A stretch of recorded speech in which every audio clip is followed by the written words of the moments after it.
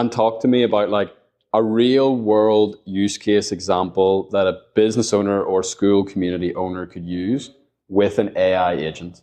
Like if you were to help me with my podcast community, what is an agent that you could build me that would help me make my community better?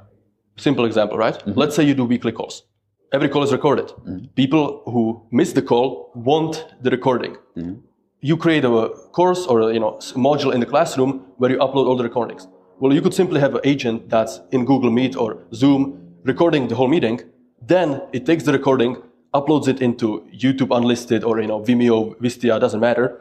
Uploads it into Skool automatically. Then takes the transcript of the recording, creates a 2-paragraph, 3-paragraph summary, puts that into the description of the Skool module, and you have automated something that would take a human 20, 30 minutes to do.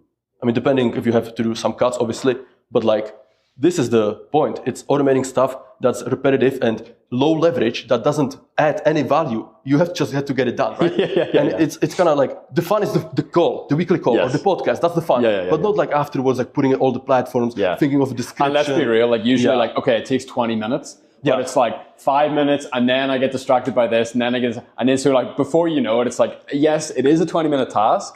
But it's like, it takes like 2 hours of energy and it takes like 1 hour of actual time. Because if it's something I don't want to do, I'm also more likely to procrastinate on it. Oh, for sure. That is the thing, like people don't realize, like if you hate something, if you're procrastinating, it's usually something you're dreading. Now, sometimes you have to get it done, right? But like usually it's something you don't want to do. Imagine if you had agent for that. Obviously, right now, agents are not perfect. I don't want to make it seem like AI can solve everything right now because it is not perfect. But it's like way better than people realize. That's why I encourage people to look into it and try playing around with it.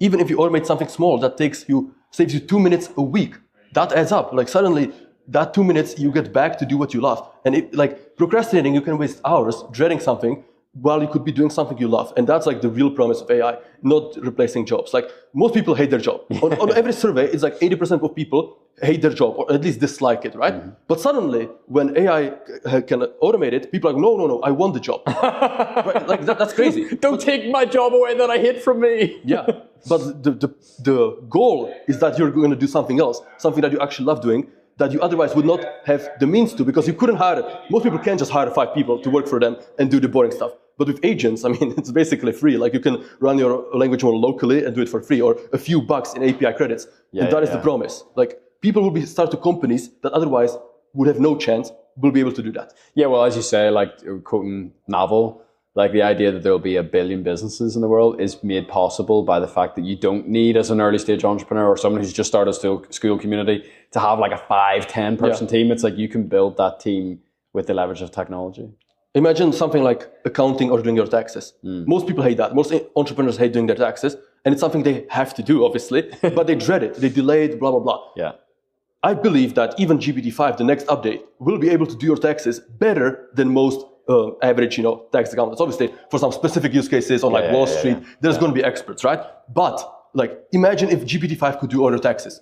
Like that is just so much of the dread from entrepreneurial year away. And you trust the AI that it's going to be better. Obviously, you can build like systems that it's going to be double checked or whatever. But like, there are certain parts, like lawyers. What are lawyers? Lawyers are like large language models. No, seriously. Lawyers are large language models. What is the difference between a lawyer and ChatGPT? It's like gives you advice. But ChatGPT is free. And lawyer costs like $500 an hour.